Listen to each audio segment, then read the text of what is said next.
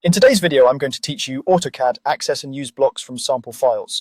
Blocks are pre-made, reusable objects, and AutoCAD ships with a library of sample drawings that contain many useful ones. Using these can save you time and keep your drawings consistent. Let's walk through how to access them and bring them into your current project. Start by opening AutoCAD. At the top, go to the Insert tab, then look for the Block panel. From there, you can choose Tool Palettes or Design Center. Both are helpful, but for this walkthrough, we'll use Design Center because it gives you direct access to blocks stored inside drawing files. To open Design Center quickly, type Add Center in the command line or press Ctrl+2.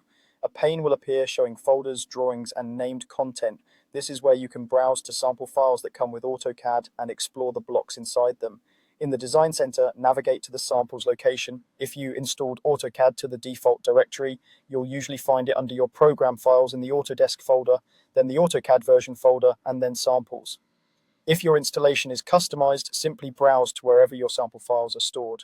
You can also point Design Center to any folder containing drawings you want to source blocks from. Once you're there, click any sample drawing with a DWG extension. In the tree that expands beneath it, select blocks. You'll see a list of all block definitions saved in that file. Take a moment to look through the names and previews so you can choose the one that fits your needs. To bring a block into your drawing, you can drag and drop it directly from the Design Center into your workspace. If you prefer, right-click the block name and choose Insert. Both methods achieve the same result, so use whichever feels more comfortable.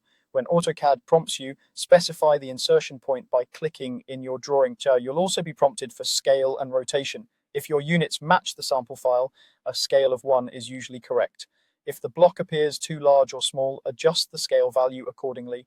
Set rotation to 0 if you want the original orientation, or type a specific angle to rotate as you place it.